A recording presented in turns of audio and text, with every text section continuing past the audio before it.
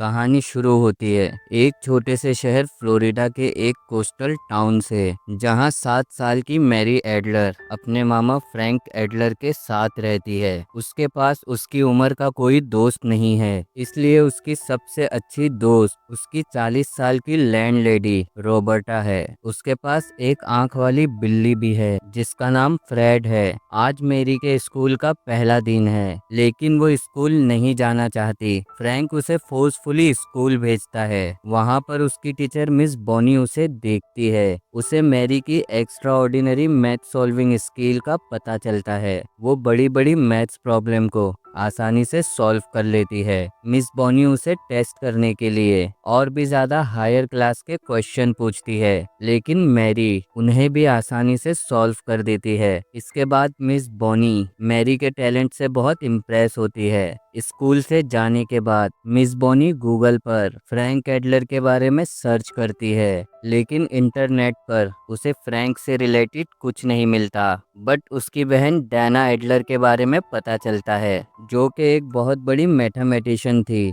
जिसकी कुछ दिनों पहले ही सुसाइड की खबर आई है। ये जानकर मिस बॉनी शॉक हो जाती है। वो फ्रैंक से मिलने के लिए उसी दिन उस बार में जाती है जहां फ्रैंक रोज आता है। वो फ्रैंक से डायरेक्टली पूछ लेती है कि तुम उसके मामा हो और तुम उसके बारे में मुझे सच बताओगे, क्योंकि मैं उसकी क्लास टीचर हूँ। तब फ्रैंक उसे सच्चाई बताता है। वो कहता है कि एक दिन जब वो डेट पर जाने वाला था, उस दिन उसकी बहन डैना अपनी बेटी मैरी को लेकर उसके पास आई थी। वो बहुत परेशान थी। वो मैरी को फ्रैंक के हाथ में दे देती है और उससे वादा लेती है कि वो मैरी को एक नॉर्मल लाइफ जीने देगा। यही वजह है कि मैरी अब फ्रैंक के साथ रहती है। एक दिन फ्रैंक और मैरी को स्कूल प्रिंसिपल अपने ऑफिस में बुलाता है, क्योंकि मैरी ने एक लड़की की नाक तोड़ दी थी जो दूसरे बच्चों को सता रहा था। प्रिंसिपल फ्रैंक को समझाता है कि मैरी एक जीनियस है, उसे एक ऐसे स्पेशल स्कूल में डाला जाना चाहिए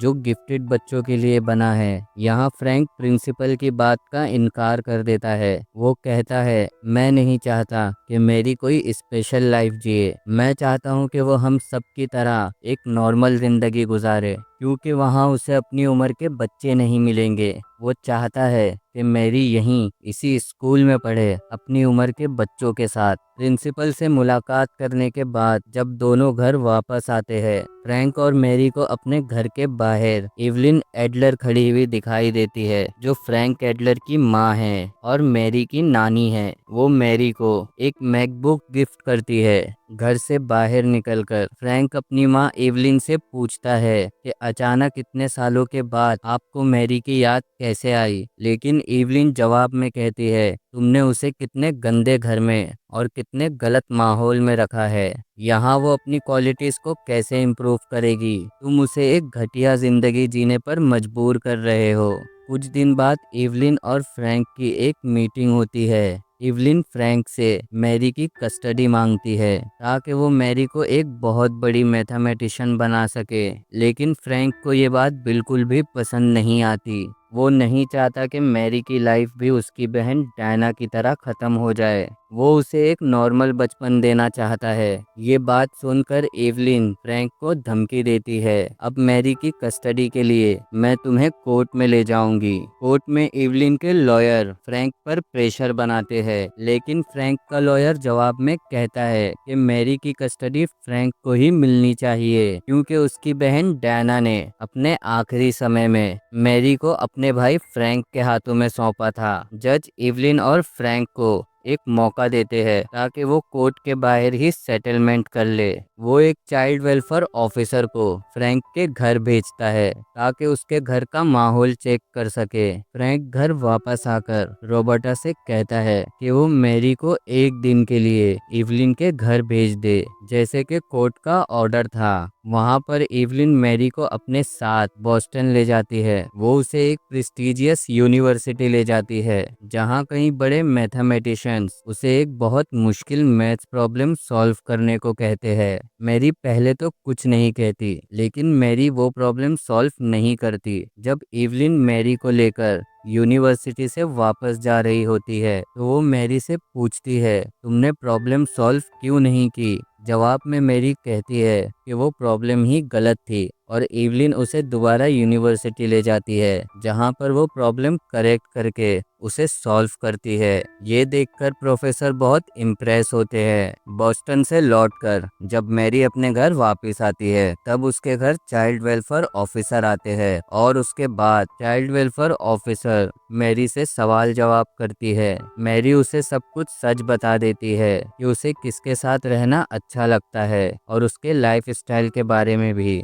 अगले दिन कोर्ट में इवलिन का लॉयर फ्रैंक पर इस बात के लिए अटैक करता है कि उसकी बहन डायना का बचपन भी नॉर्मल बच्चों जैसा नहीं था। फ्रैंक का लॉयर जवाब में कहता है, हाँ, उसका बचपन सब्सक्राइब कर दिया गया था, उसे कभी नॉर्मल लाइफ जीने का मौका नहीं दिया और अब मैरी के साथ भी वही करना चाहती है। इवलिन का लॉयर फ्रैंक को एक कॉम्प्रोमाइज सजेस्ट करता है। मैरी जब तक 12 साल की नहीं होती उसे फॉस्टर केयर में रखा जाए। 12 साल की उम्र में वो खुद डिसाइड कर सकती है कि उसे किसके साथ रहना है। फ्रैंक का लॉयर उसे समझाता है कि अगर जज ने इवलिन के फेवर में फैसला सुना दिया तो वो मैरी को हमेशा के लिए खो देगा। फ्रैंक का लॉयर उसे कन्विंस करता है, फोस्टर फैमिली का घर तुम्हारे घर से सिर्फ 25 मिनट की दूरी पर है और वो रोज मैरी से मिल सकता है। फ्रैंक बहुत सोचता है और फिर वो डिसाइड करता है कि वो मैरी को फोस्टर फैमिली के पास छोड़ देगा। ये फ्रैंक के लिए एक बहुत ही इमोशनल सेक्रीफाइस होता है। फ्रैंक मैरी को उस नई फोस्टर फैमिली के पास छोड़ कर आता है। वहां जाने के बाद मैरी फ्रैंक से बहुत गुस्सा होती है और फ्रैंक को बुरा भला कहती है कि तुम मुझे छोड़कर कैसे जा सकते हो, तुम कितने बुरे मामा हो। लेकिन फ्रैंक ना चाहते हुए भी